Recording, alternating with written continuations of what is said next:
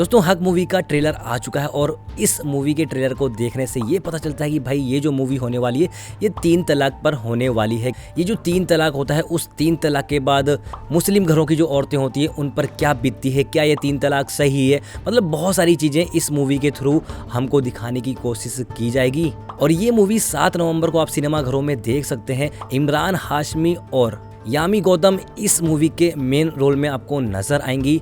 इमरान हाशमी अब्बास अहमद का रोल करते हुए नजर आएंगे।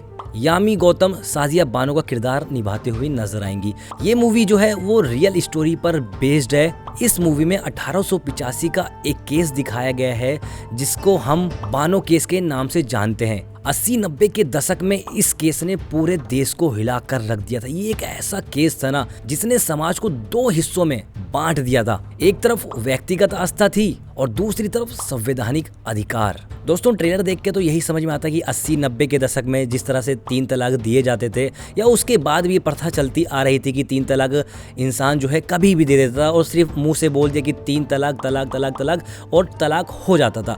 उसके बाद जो लेडीसें होती थी, मुस्लिम परिवार की बहुएं होती थीं या बेटियां होती थीं, उन पर क्या बीतती थी, उनकी ज़िंदगी कैसे चलती थी, वो कैसे जीती थी।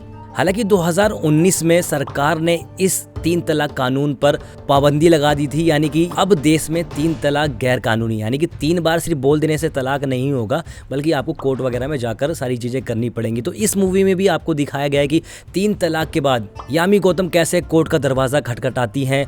और इस मूवी में ये भी देखने को मिलेगा क्या यामी गौतम को इंसाफ मिलता है या फिर इमरान हाशमी जो अपना केस खुद लड़ेंगे वो किस तरह से अपनी दलीलें पेश करते हैं। यानी कि इस मूवी में आपको कानूनी दांव-पेच बहुत सारे देखने को मिलेंगे और हो सकता है मुस्लिम समाज इस मूवी को पसंद ना करे, लेकिन इमरान हाशमी ने बोला था कि ये मूवी जो है मुस्लिम समाज को जरूर देखनी चाहिए। इस मूवी को जो डायरेक्ट कर रहे हैं वो सुप्रन वर्मा है। इन्होंने the family man, Sultan of Delhi, जानसीन जैसी मूवी और सीरीज बनाई है। बाकी दोस्तों वक्त ही बताएगा ये मूवी लोगों को पसंद आती है या नहीं पसंद आती, कितनी लोगों की उम्मीदों पर खरी उतरती है, क्या इसमें जो चीज़ें दिखाई गई हैं वो सारी चीज़ें बहुत ही परफेक्ट तरीके से सही दिखाई गई हैं या कुछ गलत चीज़ें भी इसमें दिखाई गई हैं। बाकी जो मूवी का ट्रेलर है वो काफ़ी अच्छा नज़र आ रहा है, सारी चीज़ें परफेक्ट नज़र आ रही हैं। बाकी आप भी ट्रेलर देख के बताओ कि भाई आपको ट्रेलर देखकर क्या समझ में आया।